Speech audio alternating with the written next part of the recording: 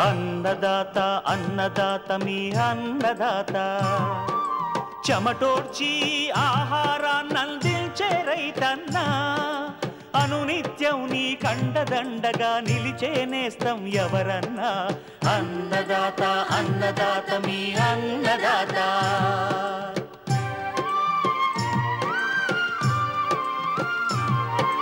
నూతన రీతుల సాగుబడికి నూరింతలు పెరిగే దిగుబడికి సూచనలిచ్చే సస్య రక్షణకు పశు పోషణకి శాస్త్ర విజ్ఞానం అందించి ముందుకు నడిపే తెలుగు రైతు భారతదేశానికి మకుటం అయ్యేలా తీర్చిదిద్దే ఆశయంతో మిమ్ము మేలు కొలిపేది అన్నదాత అన్నదాత అన్నదాత మీ అన్నదాత అన్నదాత అన్నదాత మీ అన్నదాత. అన్నదాత ప్రేక్షకులకు నమస్కారం. ఈనాటి ముఖ్యాంశాలు: కంది పూత దశలో చీడపీడలు నివారణ, కొబ్బరిని ఆశించి నష్టపరుస్తున్న తెగుళ్లు నివారణ చర్యలు, తేనెటీగల పెంపకంపై ములుగు అటవీ కళాశాల ఆచార్యులు శైలజతో ముఖాముఖి, ఇంకా జై కిసాన్ వ్యవసాయ సమాచారం.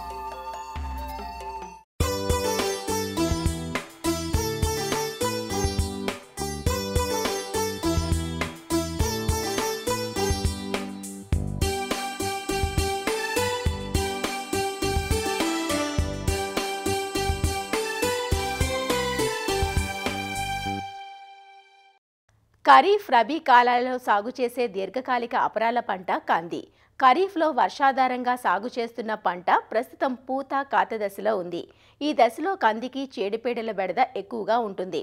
ప్రధానంగా మరూక పురుగు, శనగపచ్చు పురుగు, కాయతొలుచు ఈగ, గొడ్డుమోతు తెగులు, ఎండు తెగులు వంటివి ఆశించి పంటను నష్టపరుస్తాయి. ఈ చీడపీడల పట్ల అప్రమత్తంగా ఉంటూ సకాలంలో నివారించుకోగలిగితే కంది నుంచి మంచి దిగుబడులు పొందే ఆస్కారం ఉంది.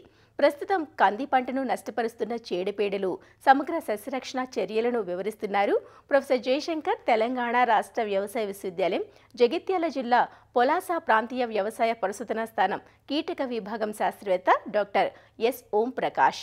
ఈ కంది పంటలో మనకు పూత దశలో వివిధ రకాల చీడపీడలు అనేటివి ఆశించి ఎక్కువగా నష్టాన్ని కలుగజేస్తూ ఉంటాయి.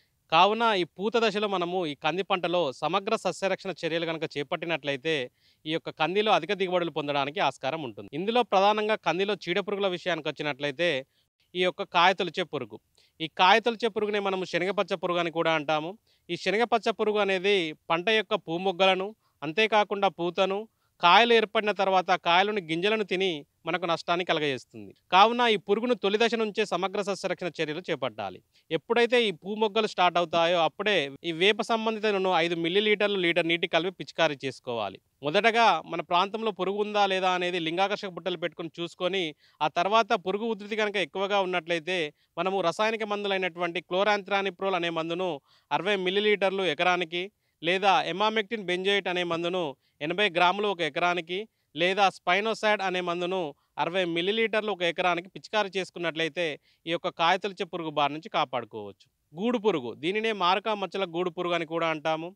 ఇది తొలి దశలో అయితే పూమొగ్గలను తిని నష్టాన్ని కలగజేయడమే కాకుండా ఈ పూమొగ్గలను, ఆకులను గూడుగా చేసుకొని దాని మధ్యలో ఉండి మనకు పూర్తిగా నష్టాన్ని కలగజేస్తూ ఉంటుంది. దీనికోసం కూడా తొలి దశలో అయితే మనకు ఈ యొక్క వేప సంబంధిత 5 మిల్లీలీటర్లు లీటర్ నీటి కలిపి పిచికారీ చేసుకోవాలి. లేదా ఈ క్లోరిఫైరిఫాస్ అనే మందును 20% ఈసీ అనే మందును 500 మిల్లీలీటర్లు పిచికారీ చేసుకోవాలి.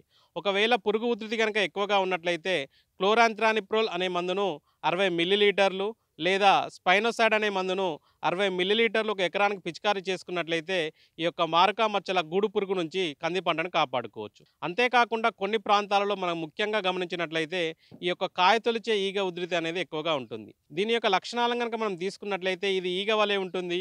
ఇది అప్పుడే అభివృద్ధి చెందుతున్న గింజల్లోకి గుడ్లను చొప్పించడం వలన ఈ యొక్క గుడ్ల నుండి వెలువడిన పిల్ల పురుగులు అనేటివి ఆ అభివృద్ధి చెందిన గింజలను తినడం వలన గింజలు అనేటివి అడలిపోవడం మనం గమనించవచ్చు. కావున ఈ యొక్క కాయలు అభివృద్ధి చెందుతున్న చెందుతున్న సమయంలో అసిఫేట్ అనే మందును 300 గ్రాములు ఒక ఎకరానికి లేదా మోనోక్రోటోఫాస్ అనే మందును 320 మిల్లీలీటర్లు ఒక ఎకరానికి పిచికారీ చేసుకున్నట్లయితే ఈ కాయతొలిచే పురుగు బారి నుంచి కంది పంటను కాపాడుకోవచ్చు. వీటితో పాటు ప్రధానంగా రైతు సోదరులందరూ గుర్తుంచుకోవాల్సింది కొన్ని రకాల తెగుళ్ళు కూడా ఈ యొక్క కంది పంటను ఆశించి నష్టాన్ని కలగజేస్తున్నాయి. అందులో ప్రధానమైన తెగుళ్ళ విషయానికి వచ్చినట్లయితే మనకు ఈ యొక్క గొడ్డుమోతు తెగులు.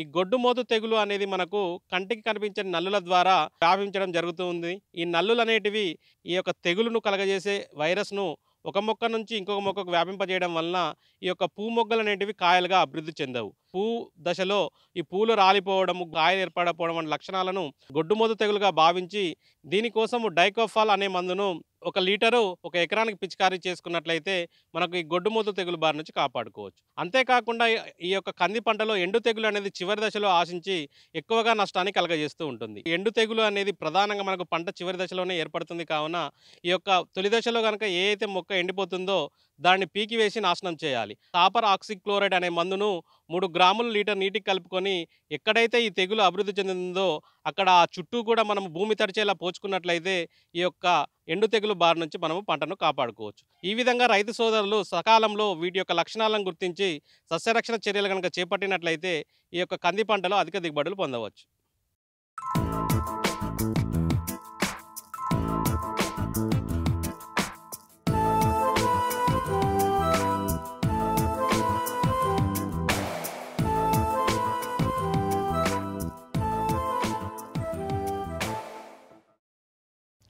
కల్పతరువుగా పేరొందిన కొబ్బరి తోటలు కోస్తా జిల్లాల్లో ఎక్కువగా సాగులో ఉన్నాయి. సుమారు 1,00,000 హెక్టార్లకు పైగా సాగు విస్తీర్ణమున్న కొబ్బరి సాగులో దిగుబడులు మాత్రం నామమాత్రంగానే ఉంటున్నాయి. కొబ్బరి తోటల్లో రైతులు ఎదుర్కొనే ప్రధాన సమస్య చీడపీడలు. ముఖ్యంగా గ్యానోడెర్మా, నల్లమచ్చ, మువ్వుకుళ్ళు వంటి తెగుళ్లు కొబ్బరి చెట్లను పట్టి పీడిస్తున్నాయి. ఈ తెగుళ్ల వల్ల కొబ్బరి చెట్ల జీవితకాలం తరిగిపోతుంది. కొబ్బరి తోటల్లో ఈ తెగుళ్లకు ముందు జాగ్రత్తతో పాటు ఉనికిని గుర్తించిన వెంటనే యాజమాన్య చర్యలు చేపట్టి నివారించుకోవాలంటూ వివరాలు తెలియజేస్తున్నారు వైఎస్ఆర్ ఉద్యాన విశ్వవిద్యాలయం పార్వతీపురం ఉద్యాన కళాశాల సహాయ అధ్యాపకురాలు డాక్టర్ ఝాన్సీ రాణి. కొబ్బరిలో మనకి ముఖ్యమైన తెగులు చూసుకున్నట్లయితే గ్యానోడర్మా తెగులు, నల్లమచ్చ తెగులు, కాయకుళ్ళు తెగులు, మొవ్వకుళ్ళు తెగులు ఎక్కువగా ఇవి ఆశించి పంటను నష్టపరిచి దిగుబడిని తగ్గింపజేస్తాయి. మొదటిగా మనం గ్యానోడర్మా తెగుళ్ళ గురించి చూసుకున్నట్లయితే సిగ తెగులు లేదంటే ఎర్రలెక్క తెగులు అని కూడా పిలుస్తారు. ఇది ఎక్కువగా మనకి తేలికపాటి నేలల్లో ఎక్కువగా వస్తుంది. వర్షపాతం తక్కువగా ఉన్నప్పుడు ఎక్కువగా వ్యాప్తి చెందుతుంది. లక్షణాలు చూసుకున్నట్లయితే మొదటగా ఇది బూజు జాతి శిలీంధ్రము నేల నుంచి కొబ్బరి యొక్క వేర్లలోకి చేరి మొదటగా వేరును కుళ్ళింపజేస్తుంది. వేరు మొత్తం 70% కుళ్ళిపోయిన తర్వాత వేరు నుండి కాండంకి చేరి కాండం కణజాలం మొత్తం కుళ్ళిపోతుంది. దీని నుంచి కాండం మీద చారలుగా ఏర్పడి వాటి నుంచి ముదురు గోధుమ రంగు జిగురు లాంటి పదార్థం అనేది వస్తూ ఉంటుంది. తెగులు యొక్క తీవ్రత ఎక్కువగా ఉన్నప్పుడు మనము కాండం యొక్క మొదల్లో పుట్టగొడుగులు అనేవి చూస్తూ ఉంటాము. ఇవి గాలి ద్వారా ఒక చెట్టు నుంచి మరొక చెట్టుకి తెగుళ్లను వ్యాపింపజేస్తుంది. ఇంకా ఈ తెగుళ్ళు సోకిన మొక్కల యొక్క ఆకులు అనేవి ఎండిపోయి గోధుమ రంగులోకి మారి వడిలిపోయి ఉంటుంది. తీవ్రత ఎక్కువగా ఉన్నప్పుడు ఆకులు మొత్తం కూడా రాలిపోయి ఓన్లీ కాండం మాత్రమే ఉంటుంది. వీటి యొక్క యాజమాన్య పద్ధతులు చూసుకున్నట్లయితే తెగులు సోకిన మొక్కలను వేలతో సహా మొత్తం తీసివేయాలి. ఆ తర్వాత మనం గుంతలను బాగా ఎండ తగిలేటట్టు 1 వారం రోజులు ఉంచాలి. ఆ తర్వాత ఆ గుంతలోకి ఎండిన ఆకులు ఇవన్నీ కాల్చి వేయాలి. నాటుకునే ముందు 1 కిలో ట్రైకోడర్మా కల్చర్, 5 కిలోల వేపపిండి, ఒక 10 కిలోల పశువుల ఎరువు ఒక గుంతకు సరిపడా వేసి ఆ తర్వాత కొత్త మొక్కలు అనేవి నాటుకోవాలి. ఈ విధంగా చేసినట్లయితే మనము ఈ తెగుళ్లను కొంతవరకు నివారించవచ్చు. తర్వాతది నల్లమచ్చ తెగులు. ఇది కూడా బూజు జాతి శిలీంధ్రానికి చెందిన కారకం అన్నమాట. లక్షణాలు చూసుకున్నట్లయితే కాండం యొక్క మొదలు భాగంలో నల్లటి రంగు జిగురు పదార్థం అనేది వస్తూ ఉంటుంది. ఇది ఎండిపోయి ఆ నల్లటి రంగు మచ్చలాగా ఏర్పడుతుంది. తీవ్రత పెరిగే కొద్దీ ఆ కాండం మొత్తం కూడా నల్ల మచ్చలు, చారలుగా ఏర్పడతాయి. ఆ నల్ల మచ్చలు వెనకున్న కణజాలం మొత్తం కుళ్ళిపోయి ఉంటుంది. దీనికోసం యాజమాన్య పద్ధతులు చూసుకున్నట్లయితే మొదటగా ఆ నల్ల మచ్చలు ఏర్పడిన ఆ బెరడు మొత్తం కత్తితో గానీ, కొడవలితో గానీ మొత్తం చెక్కివేయాలి. చెక్కివేసిన తర్వాత ట్రైకోడర్మా విరిడేని లేదా కాపర్ ఆక్సీక్లోరైడ్ పేస్ట్ లాగా చేసి ఆ కణజాలం మొత్తం తీసివేసిన తర్వాత ఈ మిశ్రమాన్ని దానికి పూయాలి. లేదనుకుంటే కార్బెండిజం 1 గ్రాము లీటర్ నీటికి కలిపి పిచికారీ అనేది చేసుకోవాలి. తర్వాత ముఖ్యమైన తెగుళ్ళు ఏంటంటే మొవ్వకుళ్ళు తెగులు. ఇవి వర్షాకాలంలో ఎక్కువగా మనకి వ్యాప్తి చెందుతుంది. ఈ మొవ్వకుళ్ళు తెగులు సోకిన మొక్కలు ఎక్కువ నర్సరీ దశలో ఉన్న మొక్కల్లో మనం ఎక్కువగా గమనించవచ్చు. మొదటగా మొవ్వ మరియు ఆ పక్కనున్న ఇతర ఆకులు మొత్తం కూడా కుళ్ళిపోయి పసుపు రంగు, గోధుమ రంగులోకి మారి వడిలిపోయి చనిపోతుంది. తర్వాత ఇతర పరాన్న జీవులంతా కూడా దాన్ని ఆశించడం ద్వారా ఆ మొవ్వ మొత్తం కుళ్ళిపోయి దాని నుండి చెడు వాసన అనేది వస్తుంది. ఆ మొవ్వ భాగాన్ని మనం ఈజీగా ఈజీగా మనం తీసేయొచ్చు. తర్వాత ఆ మొవ్వ నుంచి అంకురంకి మొవ్వకుళ్ళు తెగులు అనేది వ్యాపిస్తుంది. ఒక్కసారి అంకురంకి వ్యాపించిందంటే చెట్టు మొత్తం కూడా చనిపోతుంది. దీనికోసం సమగ్ర యాజమాన్య పద్ధతులు చూసుకున్నట్లయితే మొదటగా నీటి పారుదల అనేది చూసుకోవాలి. మురుగునీరు ఏవి నిల్వ ఉండకుండా చూసుకోవాలి. ఆ తర్వాత పొలం మొత్తము ఒకేసారి నీటిని ఇవ్వకుండా బోదెల రూపంలో నీటిని అనేది ఇవ్వాలి. ఆ తర్వాత పొటాష్ ఎరువు సిఫారసు చేసిన మేరకు ఇవ్వాలి. దీని ద్వారా రోగనిరోధక శక్తి అనేది పెరుగుతుంది. ఆ తర్వాత మనం మొవ్వకుళ్ళు భాగం కుళ్ళిపోయిన భాగం మొత్తం కూడా తీసేసి ఆ పీచు మొత్తం తీసేస్తే అంకురం నుంచి వచ్చే ఆకులు వడిలిపోకుండా గిడసబారకుండా బాగా వస్తాయి. ఆ తర్వాత మొవ్వ భాగం మొత్తం తడిచేలాగా ట్రైకోడర్మా విరిడే కల్చర్ని 5 గ్రాములు 1 లీటర్ నీటికి కలిపి పిచికారీ చేసుకోవాలి. ఒకవేళ తీవ్రత ఎక్కువగా ఉన్నట్టయితే జీవ నియంత్రణ ఎరువులు ట్రైకోడర్మాతో పాటు సూడోమోనాస్ ఫ్లోరిసెన్స్ ఇది కూడా 5 గ్రాములు లీటర్ నీటికి కలిపి వేసుకోవాలి. ఈ విధంగా మనం పాటించినట్లయితే కొబ్బరిలో ఆశించే తెగుళ్లను సమగ్ర యాజమాన్య పద్ధతులతో నివారించుకోవచ్చు.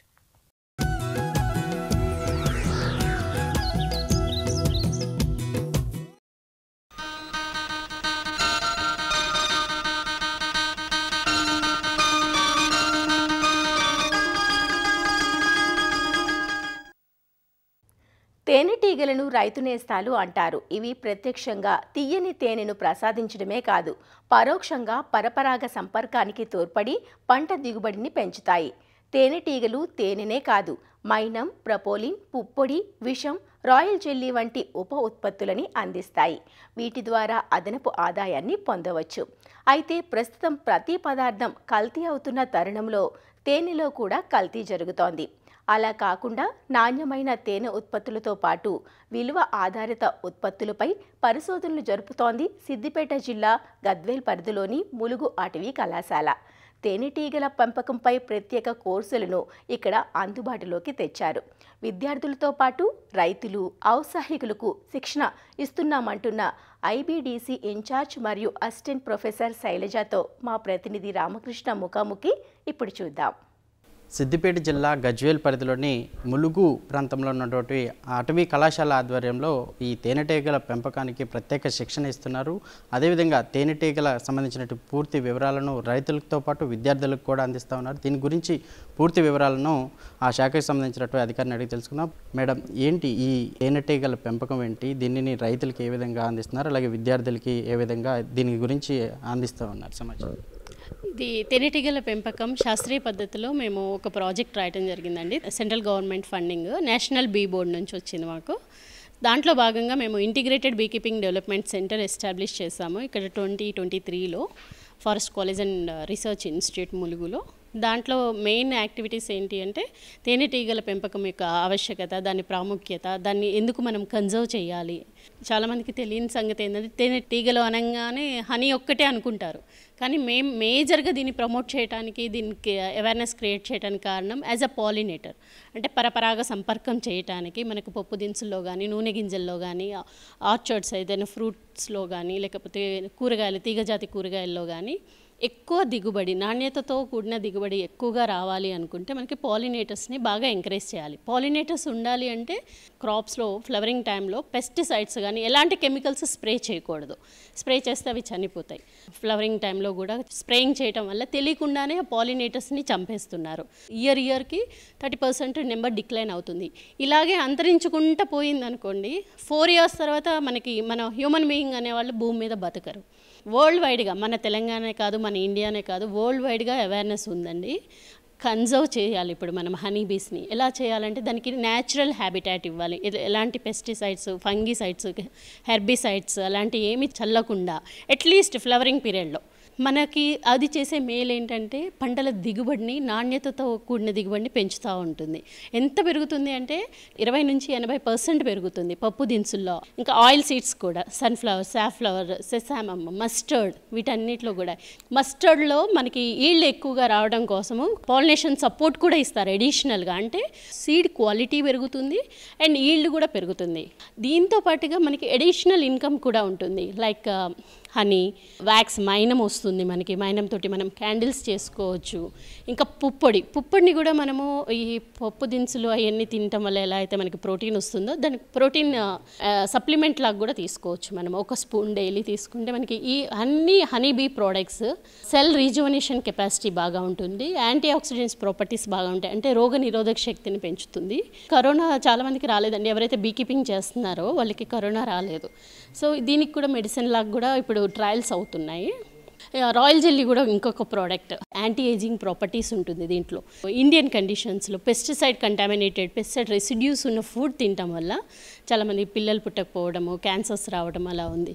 సో దీన్ని అవాయిడ్ చేయాలంటే కూడా మనకి ఫర్టిలిటీ స్టేటస్ని ఎన్హాన్స్ చేస్తుంది అనమాట ఈ రాయల్ జెల్లీ కన్సంప్షన్ అనేది, బోత్ మెన్ అండ్ ఉమెన్. వినమ్ కూడా ఒక మంచి కాస్ట్లీ ప్రోడక్ట్ అండి from the be keeping. So 1 kg వినమ్ వచ్చేసి 1 crore ఉంటుంది. ఎందుకంటే because of it's anti cancerous properties. So ఇన్ని బెనిఫిట్స్ ఉన్నాయి మనకి. చాలామందికి ఓన్లీ హనీ ఒక్కటే అనుకుంటారు. ఇవే కాకుండా మనం వాల్యూ అడిషన్ చేస్తే ఇంకా డబల్, ఇవన్నీ అడిషనల్ ఇన్కమ్. చాలామంది కరోనా వచ్చిన తర్వాత అంటే ఆయుర్వేదంలో ఉంది కాబట్టి హనీ తింటే మనకి ఆరోగ్యానికి చాలా మంచిది అని షుగర్కి సబ్స్టిట్యూట్ లాగా హనీ తింటున్నారు.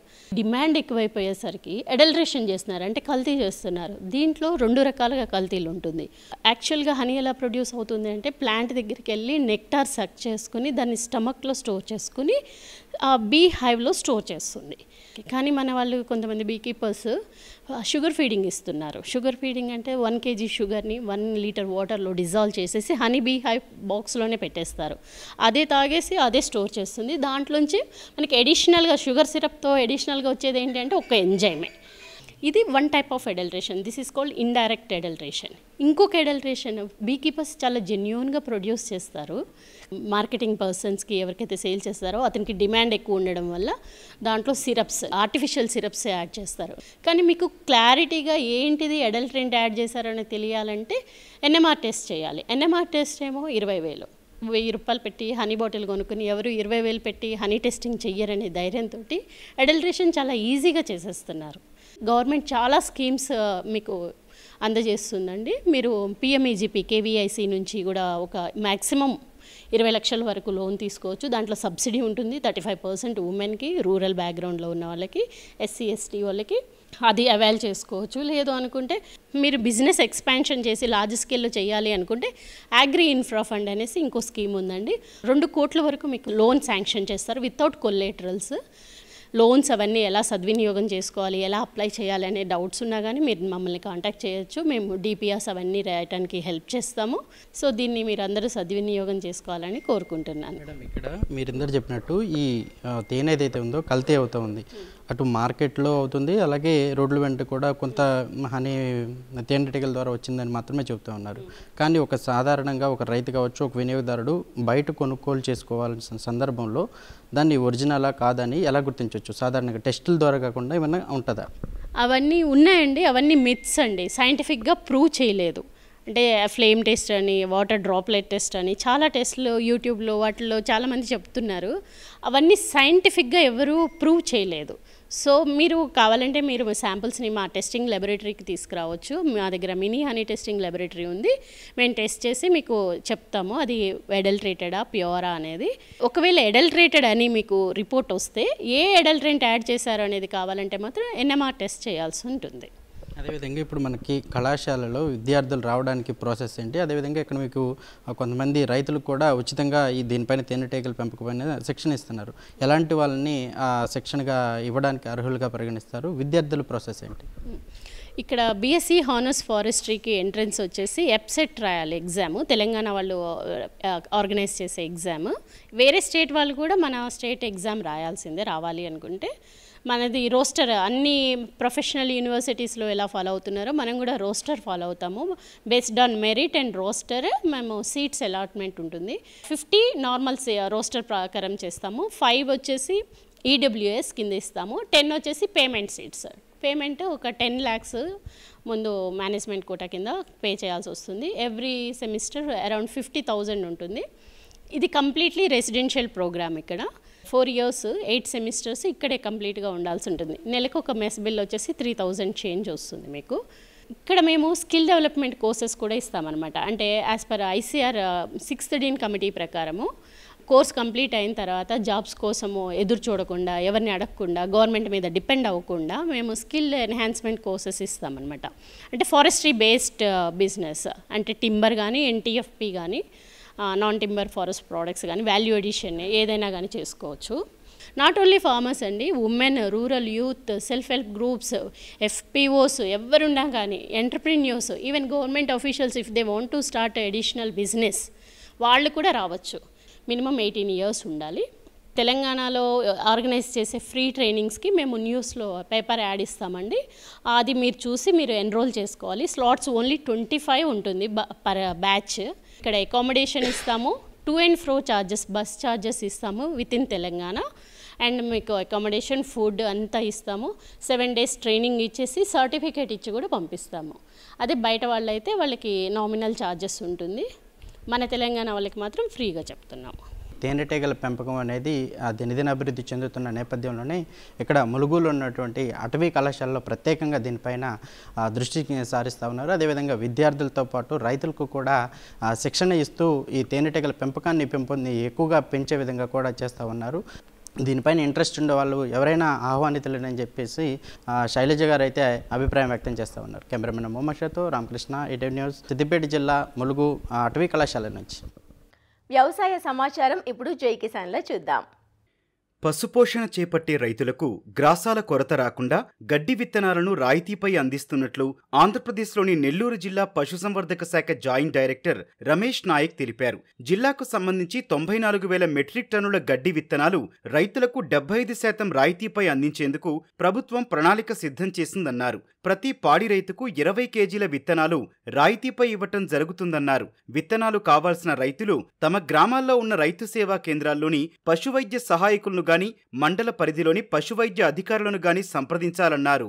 నెల్లూరు జిల్లా 25-26 సంవత్సరానికి సంబంధించి మొదటి విడతగా 94 మెట్రిక్ టన్నులు improved variety of fodder seed మేలు రకమైన గడ్డి విత్తనాలు జిల్లాకి వచ్చి ఉన్నాయి. ఈ గడ్డి విత్తనాలు అన్ని ఇన్స్టిట్యూషన్లో, అన్ని రైతు సేవా కేంద్రాల్లో పెట్టడం జరిగింది. ఈ గడ్డి విత్తనాల్లో మేలు రకమైన గడ్డి విత్తనాలు అనగా మొక్కజొన్నలు, జొన్నలు, సజ్జలు, అలసందలు రావటం జరిగింది. అవి 5 kgలు, 3 kgలు ప్రజెంటేషన్లో సప్లై చేస్తారు. ఒక్కొక్క రైతుకి 1 ఎకరానికి 20 kgల చొప్పున 75% రాయితీతో 25% లబ్ధిదారుని వాటా చెల్లించి రైతు సోదరులందరూ ఈ గడ్డి విత్తనాలని తీసుకొని ఉపయోగించుకోవాలని చెప్పి కోరుచున్నాను. ఈ ఇంప్రూవ్డ్ వెరైటీ ఆఫ్ గడ్డిగిన మనం అందరం పెంచుకుంటే తద్వారా పాల ఉత్పత్తి పెరుగుతుంది, గడ్డి స్కేర్సిటీ కూడా తగ్గుతుంది. గడ్డి విత్తనాలు కావాలంటే పశు వైద్యాధికారులు ఉంటారు, ఏరియా అసిస్టెంట్ డైరెక్టర్లు ఉన్నారు, అలాగే ప్రతి రైతు సేవా కేంద్రంలో పశు వైద్య సహాయకులు ఉంటారు. వాళ్ళని మీరు సంప్రదించి improved variety fodder development activity take up చేసుకొని మీరందరూ ఈ సదవకాశాన్ని ఉపయోగించుకోవాలని చెప్పి కోరుచున్నాను. మరిన్ని విభిన్న అంశాలతో రేపటి అన్నదాతలో మళ్ళీ కలుసుకుందాం. నమస్కారం. అన్నదాతలు తమ సందేహాలు, సమస్యలను 18004254085 టోల్ ఫ్రీ నంబర్లో ఉదయం 10 నుంచి 11 గంటల మధ్య పని దినాలలో సంప్రదించగలరు. ఈ కార్యక్రమాన్ని యూట్యూబ్లో www.youtube.com/annadata ETV లింక్ ద్వారా వీక్షించవచ్చు.